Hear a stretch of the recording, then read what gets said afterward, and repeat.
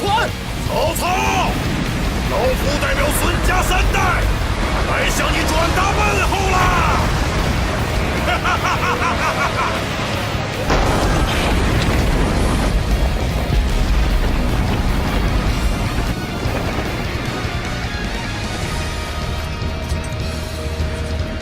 黄盖将军已经打开了道路，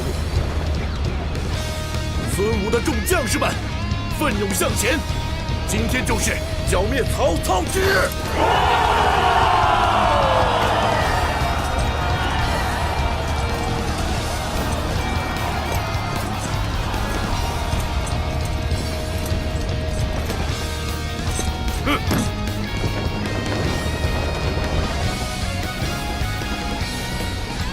以前我们总是一路逃窜，这次不一样了。等着吧，曹操，我们来取你的首级了！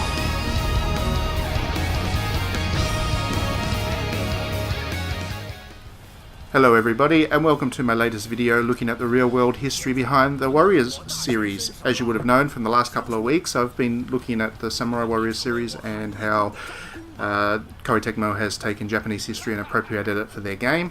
I thought with Dynasty Warriors 9 being out and new and a really good example, I feel, of how you can take a real history and turn it into a video game, I'd do a couple of videos looking at various characters and battles within that setting. So for the first one, I've decided to look at the Battle of Red Cliffs, or the Battle of Chibi in its native language, and it's a really interesting battle for a number of reasons. Firstly, it's massive in scale, beyond anything that any other battle that happened through that period. And it's also interesting because it was it's interesting tactically because the side that had the vastly inferior numbers actually managed to win, and that didn't happen so often back in those days. So yeah, it's an interesting battle to look at and study, and it's got a lot of drama, and the size of it and the scale of it is just beyond belief. So the battle was actually between three major warlords. You had in the north Cao Cao, and Cao Cao was in the point where he had control of the entire north and was ready to expand southwards and start conquering those rebellious peoples. And opposing him were two major forces. There was Sun Quan and his kingdom of Wu, and then there was an upstart by the name of Liu Bei, and Liu Bei had a very small force, but he was distantly related to the emperor, and he was a very important person, and he happened to have a really important advisor. His name was Zhuge Liang. Apologies for my pronunciation of some of these names, it's not easy for my tongue to get around. But Liang was, in Romance of the Three Kingdoms, which Dynasty Warriors 9 is based on, there was some kind of crush between the author and this persona, because he's just inflated to be this being of mythical intelligence, and he wasn't really in real life. He was just a particularly competent military leader, but he was very important for Liu Bei's ability to firstly help win this particular battle, and then set up his kingdom in the southwest. And from that point, from this battle onwards, China was split into three, and that became the Three Kingdoms. And it was important because the Three Kingdoms kept one another in check. So it was impossible for one side to kind of invade the other, without the other side then invading them. And it kept a balance, a delicate balance, but it kept a balance for a long time afterwards.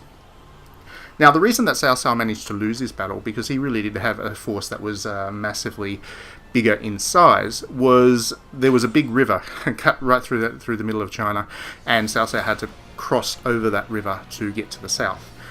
He didn't have a particularly good navy, and he didn't have sailors that really knew what they were doing, or military leaders that really understood naval battles. The southern sides did.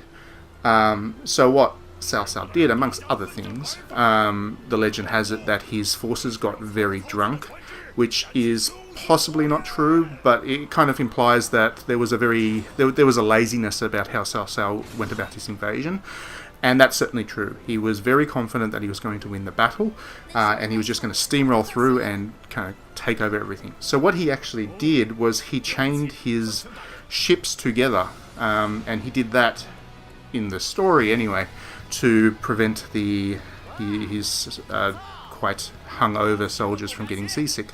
He probably did have issues with his soldiers getting seasick because they didn't have sea legs. So he did chain his boats together, that's true. And as a result of that, the other side was able to launch a fire attack on those boats and set basically the entire fleet on fire. And because of that, there wasn't much of an army left from Cao Cao's side, which kind of determined the battle. So really, the interesting thing about Dynasty Warriors is it turns most of this into a land battle. The actual defining moment was on the sea, and you don't really participate in that. It's more a depiction of the events surrounding that moment, and you've got to go about setting your soldiers up in the right spots and making sure that the enemy side gets good and drunk, so that they want to chain the boats together. Then you need to taunt Cao Cao to make his move preemptively, and that all allows you to launch the fire attack. After losing that battle, Cao Cao then retreated, and this was where he really kind of lost the entire campaign. His retreat had a huge problem in that the weather was absolutely terrible. This is a recurring theme through a lot of the battles when a side loses and kind of gets demolished. The weather turns bad on them, and in Cao Cao's case, his retreat was so clogged that his soldiers, who were already sick from a whole range of things, firstly the water battle itself, and then also the humid climate, which the northerners were not used to, meant that they got a lot of kind of tropical diseases, and his force was quite sick. And because of that, they were in no kind of fighting condition, but they were forced to carry grass and walk alongside the horses and put the grass on the ground to help the horses actually get through the sludge from the really bad weather, which had completely ruined the roads.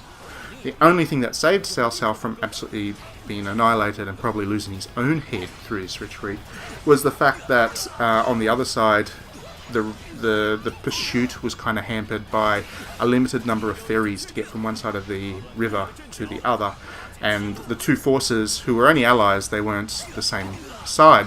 The two forces were clashing on who gets to take the first boats across.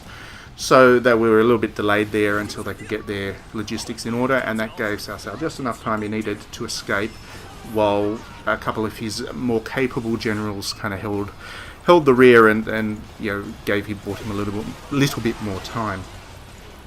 So yeah, it's a very interesting battle. It's a very complex battle. The tactics that were involved on all sides there were a lot of great tacticians at this time, not just Liang, but also the Wu group actually had a couple of really good leaders who never really got enough of a voice in Romance of the Three Kingdoms because the author was so in love with Liu Bei. But Wu had a number of very capable leaders as well. And Wu had the bulk of the forces were actually the Wu soldiers, and all the sailing skills, all the naval skills came from that family and that kingdom. Cao Cao had a lot of very capable leaders, but his arrogance in going into this battle meant that he wasn't really inclined to listen to them, and over and over again they found themselves falling into traps and getting themselves defeated by the superior discipline of the other side. What you're seeing here is it's a depiction of kind of the final battle after Cao Cao had lost the naval battle and was in retreat. You have to go about capturing this major castle in order to symbolize the defeat through the retreat as well. Like I said, while I think that Dynasty Warriors 9 does a really good job in depicting the history of the period, this particular battle is one worth reading about beyond the game, because the game really struggles to depict the complexities of it in a way that makes logical sense compared to the real history. There's a couple of things you can do about that. You can obviously read Romance of the Three Kingdoms yourself.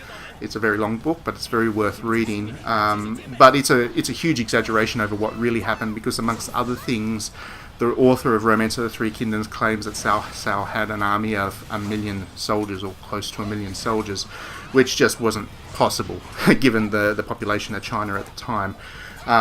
He exaggerated an awful lot of stuff to make everything seem more epic than it actually was. So it's not the most accurate source of history itself, but it does form the basis of a lot of what we know about this particular battle. There's also a film which is really interesting and worth watching that focuses just on the events leading up to this battle and the battle itself. It's called Battle of Red Cliff. Or is it called Red Cliff? It might be called Red Cliff actually in the West. It's actually directed by John Woo, and while John Woo's known for his action Hollywood films, he has actually done some really great work in China, and this is a historical epic in China that is really worth watching and does a brilliant job of depicting the various personalities and the major events through the war. But again, it's not entirely historically accurate. It plays into the idea that Liang was some kind of mystic that could conjure up winds to make the fire attack work, when really all he did was read the weather well and know when to launch the attack, because he knew that the weather was going to change and the winds were going to assist the fire attack. But anyway, that's a very brief look at one of the most complex battles in Chinese history. If you haven't played Dynasty Warriors 9, I know it's got a reputation. I love it. Play it. It's great. And enjoy the history, because it is an amazing bit of history and well worth looking into. Thanks very much for watching.